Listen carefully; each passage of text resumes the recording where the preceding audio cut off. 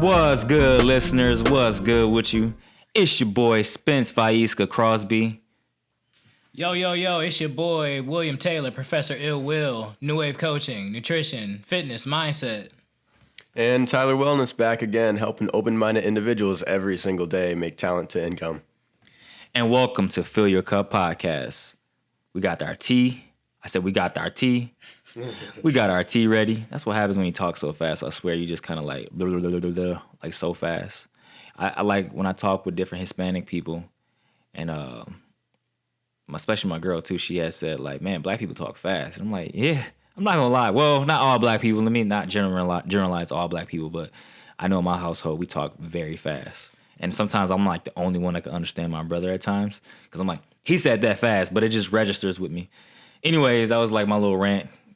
Why sometimes from New York, man, dude, I don't know what it's from. Like, you should hear my cousins from Chicago, because my mom's side is from Chicago. They be like deddy, and then when they spell shit out, that's what really blows me away. Like, I just bit my cheek because I got big teeth. But what do they say? What did my cousins say? They'll say stuff like "neum." They'll spell it out though, and "diem." And I'm like, dude, why didn't you just put THEM? Put them, not "diem." And I'm like, my deddy. And like my auntie, like, yo, country is hell. My mama, my daddy. I'm like, dude, and it's like we're not that far away from you. Why you so damn country? But anyways, let's go ahead and pour up the cup. I'm gonna do the honors of pouring up the cup for everybody. Thank you, young team master. Appreciate it. I was gonna say sim. Sim. That means yes in Portuguese, Brazilian Portuguese. Okay. Sim. All right. And it is all poured for everybody. Guys, go ahead. Well, listeners, please go ahead and pour your cup and whatever you have. And let's go ahead and take a sip, fellas. You gotta set that intention. Yes, we do. Go ahead and grab your cups. Boom. Set the intention, listeners, for yourselves. We're going to set it for the entire podcast. For a great podcast. As always. Man, this is hot. It is. Oh, my gosh. I don't know. I'm not going to take a sip quite yet. That's really hot. My fingers. I guess I'll tell you guys the flavor now is marshmallow root and cinnamon. So it's a pretty basic one. I don't know a whole lot about marshmallow root, so I'm not going to act like I do. So, but you guys know the benefits of cinnamon. Cinnamon is like the spice, one of the greatest spices of all time. I think spices are one of the greatest medicinal things of all times because it offers a lot of benefits for the body. So we're not going to take a sip right now, but we're going to talk about the topic for today, and that is setbacks. And everyone has setbacks. It's all about how you bounce back from those setbacks. That's the most important thing. And I think that's how you really groom your character. So fellas, talk about setbacks. Let's discuss once again that speech. Let's discuss setbacks. All right, man. So I can tell you guys about a time.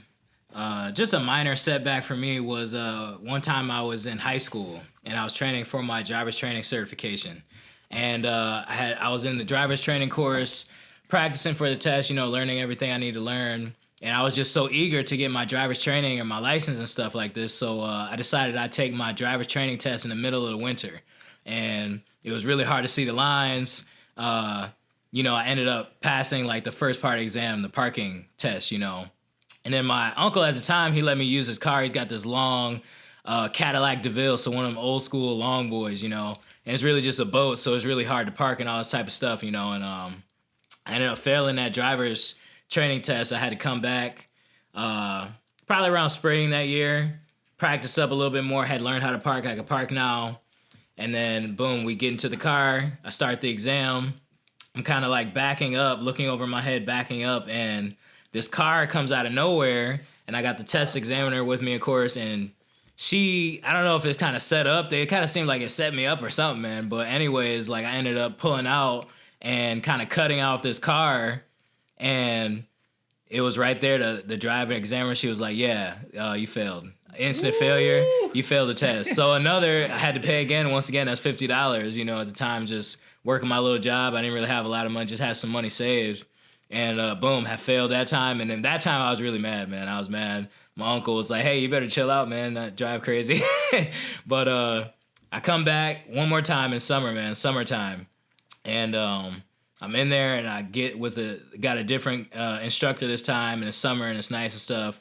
I think just a couple of days before my birthday, and then we get in there and everything was kind of smooth for the most part, and kind of nervous, but I got past it and I was able to get my driver's license, you know. So that was something for me. That was real challenging for me. Minor, but I had failed twice, you know, and I had to come back a third time and I got that driver's license. But I definitely feel like that whole experience made me a much better driver. You know, I had got out there and really practiced and had mastered, you know, parallel parking, reverse parking, you know, paying attention, make sure I'm not cutting anybody off, and inside of a big Cadillac, you know. So it really helped me, and it made me a great driver. Nah, he still sucks. I promise you. I'm just kidding. Go ahead, Tyler. Man, I'll tell you all about one time I took a L but then bounced back. So Isn't that a song? yeah, it is. But tonight I bounced back. So what's crazy is one time in college, right? A couple of my buddies and I, we had this college night, which was Wednesday nights. Every night on Wednesday, we would go to Sky Zone, trampolines, right? And I was an athlete and, you know, did a ton of things and stuff like that. And every single week we were going. One night, things just felt a little off, but like it was like, whatever, we got the whole crew here already, let's go in. And we're playing dodgeball on the trampolines. I did this front flip in the air to dodge a ball that was coming at me. I successfully dodged it, but did not land properly. And at that moment, when I landed, I tore my ACL, PCL, MCL, LCL, small bone fracture and everything in my left leg. And that was a huge setback for me right then and there. Like, it literally was like a Mortal Kombat X scene. Ooh. It felt crazy. And that night, my leg swelled up really crazy. We went to the ER real fast. They didn't have any doctors to do an MRI, but we did an X-ray, and they were like, nothing's broken, so here's some crutches and some pain meds, which, you know, for me, I don't really take meds, so it was just crutches. And they were like, I had to schedule an actual appointment to come back later, which then I found out, you know, all that stuff was torn. And the docs were like, yeah, you probably won't be able to do the same kind of physical activity that you used to anymore. That was a huge setback again, because I love to run, I love to lift, I was doing a ton of things, I had a lot of ideas for myself, you know, and to be told that, I was like, man, I don't want to accept this as reality. And people that know me today, you know, after that moment, I had even got a job at a Planet Fitness. I became a trainer. I was training people. I started to lift even more than I did before, and I overcame that like significantly. I didn't let that really get to me and everything. So that was one time I took a major L, but turned it into something else. Man, that's crazy. It's crazy how everybody has these different stories to tell. I know for me, I guess my setback was when I was in college and got kicked out of college in the first year. And I didn't give a fuck like I really did. I only went to college solely because my cousin, then the pressure from my mom. But I only went to college not to party, though. I literally went there to definitely it was nice to like sleep more. And then it's just the freedom. I was staying on the dorms, and I was introduced to weed by my homeboy, who we're still real cool. That's like my brother now. And what college? Western Michigan. Man, I stayed in the dirty Burnhams. I went to college to party at Kalamazoo. What was it like? It was like Western. Kalamazoo's like Western. Yeah, it's like that whole K-Zoo was just crazy. But man, I went there, didn't hardly go to class. Show them up late. I went to class. I'm telling you, like I was on academic probation, and then I remember my boy. Man, they got crazy stories to me. But anyways, I remember I think was it April? It was like, yeah, you gonna have to get the hell out of here. And so I was on probation. I left out that mug. Like I think I was like $20,000 in debt. Ooh. But this was my mom. Like she took out a Parent Plus loan, and that was stupid. You know, I encourage all parents and kids, do not do the Parent Plus loan. So anyways, I'm paying that now for my mom because I don't want her paying that because I think it's just fair that, hey, I wasted that time. I'm going to pay that thing. So anyways, it's $20,000. We got it now to like half of that now. And that was like, what? I don't know. College was 10 years ago. I'm telling you, those payments be kicking your ass. fast. You be like, damn, like now they go up like every like couple years the interest on. I'm like, man, what the fuck? Like, You gotta see if you can get like a loan forgiveness now. you can't even do that with that. I think student loans you can, but like Parent Plus loans, they like fuck them parents. Like, they don't care, man. So it's messed up. But that was my setback. You know how I bounced back? Not going back, and just really started doing my own thing because I never really was a type of guy that wanted to work for people. I always wanted to do my own thing. And the crazy thing about it is I went to school to become a personal fucking trainer. Same. Like who goes to school to be a person? Please, if you're listening, do not go to school to be a personal trainer. Just go to school just to professional degree or something like that. But don't go to school for business and personal training. Like how are you gonna go to school for business? You want to run your own business and you talking to people that's not running their business. That's crazy. Or going to school to be a personal trainer, you could get certification. You don't even have to be certified. Just get your experience. That's what I did. I got experience, tons of experience, and then now I have my own business. That's my bounce back from a setback. Whatever. Like, don't waste time in college unless you know exactly what you want to do. Unless you want to and it's fun and you're going to party. Do not listen to that. No, you can party easily at a community college and go to the college. Because I used to go to MSU and I used to party with my homeboy there. And man, I'm telling you, party was never my thing though. I swear. I used to just go there to, like, in the hopes I'll find a chick that was like really into anime like I was, and well, I still am. And she'd be like, that anime moment, and we both cross eyes, and she's like, "You here?" And I'm like, "I'm here too." "You here as well?" And the next thing you know, we like, "Why are we both here? Let's just go." And then we have like, I don't know, Eat some ramen. Had 12 kids. Later. But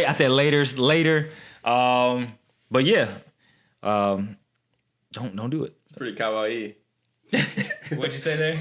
It's kawaii. Kawaii. What's kawaii, bro? For I and other people who don't know. Pretty. I think it's cute. Cute. Yeah. Okay. Little Japanese going on. Like they have like and that's how I learned Japanese. I speak fluent Japanese when I hear nanda. Nani. There you go. But no, that's how I bounce back from my setback, guys. Just kind of like following what I really want to do, and it's hard talking to the mic right now. Like my shoulders bother me because I've been doing too much. But anyways, it's crazy how we have our setbacks, but we find a way to persevere through. And you got to just keep moving forward. Like my man's Aaron Yeager is saying, or he's demonstrating, keep moving forward. Guys, what do you recommend to get through your setbacks? Definitely understand whenever you do have a setback in life, try to teach it, try to look at it as more of a teaching situation and how you can learn from it, because we're all going to fail in life, but it's only those of us who are true failures who give up, so as long as you keep trying, keep failing, keep learning, keep growing from whatever experiences that you're in, you can definitely become a better version of you, smarter, and yeah, just don't keep making the same mistakes. Keep making the same mistakes, you're stupid. Don't do that. So learn from those mistakes and just take it with a grain of salt and take it as a lesson. I'm going to say just watch the young, right? You see a baby, when it tries to walk and crawl, it's going to fall, right? But it doesn't see that fall as, oh, I can never do this, and let me just lay here and just stay on the ground. It gets up. It doesn't even think about it. It's just like, I know what I want to do. I want to walk over there to my mom or dad or whatever, and it just keeps on going, right? And so that's how you should take your life. You should feel that, you're going to fall, but what do you actually want? Do you have your eyes set on the goal? And if you do, then keep going at it. Again, that kind of goes back to the 4-step plan I always talk about that you guys will have to check out a previous episode to hear again. And with that, guys, we're going to take a quick intermission. Be right back. What's up? It's your boy, Spence Crosby. Got the fellas with me again. All right, so here we go. Tyler, he had shared an experience earlier about an injury, and that kind of brought an idea to my mind also at a time when I had an injury. I was in high school. I was on a football team. We were practicing football, and I and the other homie, we collided in practice, doing the drills, and, man, I just had a twinge in my back all of a sudden. It was really, really sharp pain, and it didn't really bother me too much. Felt like muscle soreness, so I just kind of toughed it off, pain is for the weak, whatever. and kind of finished out that season, but just had an agonizing. It kept getting worse and worse. So by the end of the season, I think it was around like basketball season, kept playing with this injury kind of. And then after a while, like spring came around, I just realized like, man, it hurts too much, man. I gotta do something about it. So I talked to my pops. We kind of figured out got some physical therapy set up and stuff like that. So I'm in the physical therapy. It's kind of helping me with my back and this type of stuff. And I'm out there, and it just kind of hurt, not being able to perform as a young athlete as I should be able to. You kind of losing my flexibility, losing my speed. So I'd still get active, come around that season, practicing, still doing like my physical therapy. And I and my homies, my boy Tony and Dre, if y'all listening, y'all know what's going on. But we were out there, we just play basketball sometimes. We go out there and play basketball. And one day I had gone out there, we were playing basketball, and it was just like, I don't know, I couldn't really see it in myself, but I guess I was just out there complaining, like, man, my back hurts. Every time I try to do something, I was like, oh, it's because of my back hurts, my back hurts, kept saying it. My boy Tony, he just kind of looked at me, he's like, yo, like, shut up, bro. Like, we care, like, we understand that your back hurts, and we care, and we know that it sucks, but you keep telling us that your back hurts isn't really doing anything to make your back feel better. It's not helping you fix your back. It's just kind of annoying us, And I kind of sat back and I was like, damn, that's kind of messed up, but he's right. I can complain and tell them about my back all I want and voice and, vent and tell people like my problems, whatever it is, and that's not going to do anything to fix the problem. So I realized in that moment, I had a kind of a major realization, like complaining isn't really worth anything. If you're complaining, and you're using your energy to complain, it takes energy to talk, to voice that, to feel the pain, you could be using that energy to actually fix your problem.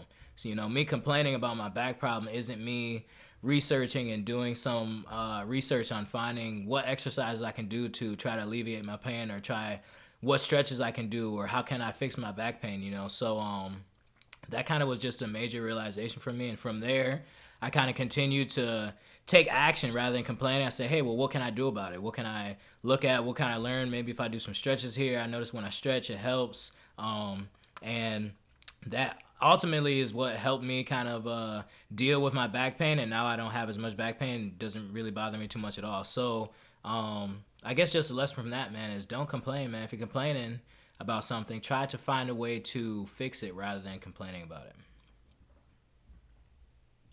Pretty solid story right there. And as you said, the only person who can fix your problem is you. You can't just talk it out, right? But okay, so I'm gonna jump in real quick. A story about a time that I took a recent setback. This was back in like October area, of last year. So as many of you guys know, one of my reoccurring income streams is running ads for clients, right? And, I get thousands of dollars a month to do that exactly. And the platform I was using, it suspended my ad account and said I was banned one day. What happened was, I'm not going to go into super details, but I had a client that ran an ad with my name attached to it that got, me suspended. And that was a major setback because, again, I have multiple clients that I'm managing their ad accounts for. And I didn't approve the ad that the person tried to run.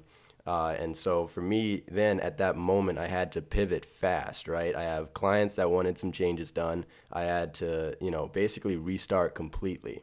What I did in that moment, though, is I realized that essentially the platforms themselves, those are, if you can learn how to leverage one platform, you basically know how to leverage all of them. So then I hopped on Google Ads. I hopped on YouTube. I hopped on Snapchat. I hopped on TikTok ads and everything, and started to kill the game on all these platforms too. And then I also made alternative accounts on Facebook, which allowed me to come back stronger than ever. And now I know, the certain types of clients that I want to work with and certain types that I don't. And the ones that I will are the ones that allow me to manage, what actually goes through. Because again, I know the Facebook ads policy. I know what is approved. I know what's not. And the person did not. And that's kind of what happened there. So one of the setbacks there is essentially I had 2 days, where everything was down and I couldn't do a thing. And I was just like, what do I do? Is my whole campaign done? no, in that moment you have to come up, like, the same mind that creates the problem is not the one that can solve it. So I had to throw away the problem thinking and start thinking about solutions. All right, so we got our solutions. We got our solutions to the setbacks and whatnot. Great stories, fellas. Great stories. All right, that's the tea. Yours is The tea's gone. man, yours is gone, man. Like, dang, love dude. it too, man. It's pretty good. It's pretty good. I don't know. I think it's a good combination. I guess I'm about to be a professional tea maker. Tea sponsorships, where you at? No, I'm just kidding. No, I'm not though. Make sure y'all supply my tea. Because if y'all know better, y'all do better. Guys, we're about to go ahead and cut this. It's your boy Spence Crosby, aka Faiska. I'm out of here. William Taylor, New Wave Coaching. You can't surf the way, you can't change the waves, but you can learn to surf. And Tyler Wellness, again, helping open-minded individuals turn their talents to income in the Talent to Income Academy.